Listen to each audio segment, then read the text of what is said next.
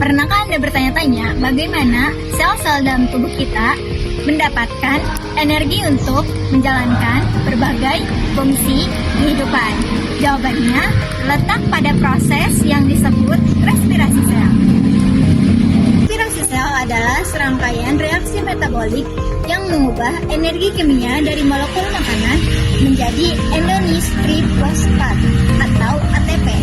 ATP adalah mata uang energi yang digunakan oleh sel-sel untuk melakukan pekerjaan.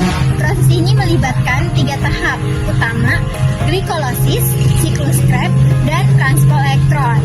Tahap pertama adalah glikolisis yang terjadi di sitoplasma sel. Dalam proses ini, molekul glukosa atau gula dipecah menjadi 2 molekul fosfat yang lebih sederhana. Glikolisis tidak memerlukan oksigen dan menghasilkan keuntungan bersih 2 molekul ATP dan 2 molekul NADH. Selanjutnya adalah siklus Krebs atau siklus asam nitrat yang terjadi di matriks mitokondria. Sebelum memasuki siklus ini, fosfat dari glikolisis diubah menjadi asil-CoA, kemudian masuk ke dalam siklus reaksi dengan molekul dan dioksidasi secara lengkap. Untuk melepaskan karbon dioksida, hasil dari siklus Krebs adalah 4 molekul CO2, 2 ATP, 8 NADH, dan 2 FADH2 per molekul glukosa. Kemudian tahap terakhir adalah transport elektron yang terjadi di membran dalam mitokondria.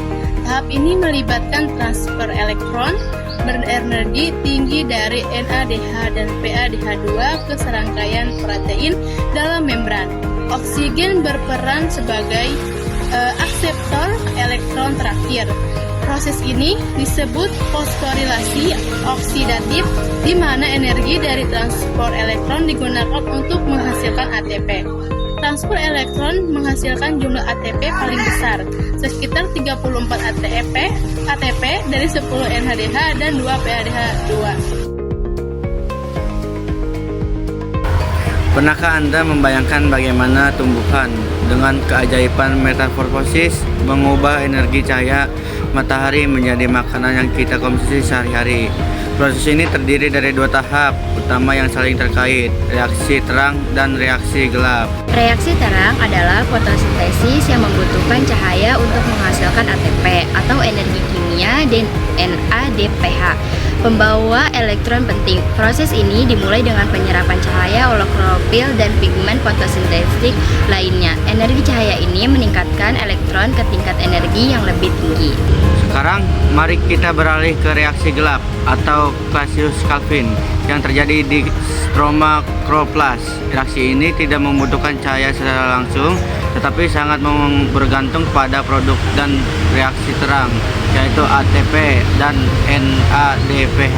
Hasil akhir dari reaksi gelap adalah glukosa dan RUBP. Glukosa adalah bentuk energi yang disimpan oleh tumbuhan, sementara RUBP diperlukan untuk melanjutkan siklus Krebs. Kesimpulan dari materi ini, Sel mengubah energi makanan menjadi ATP melalui glikolisis, siklus Krebs, dan transport elektron. Hasilnya, sekitar 38 ATP per glukosa digunakan untuk aktivitas seluler. tumbuhan mengubah energi cahaya menjadi glukosa melalui reaksi terang, menghasilkan ATP dan NADPH, dan reaksi gelap, siklus Calvin, mengubah CO2 menjadi glukosa. Proses ini menghasilkan energi bagi tumbuhan dan organisme lain.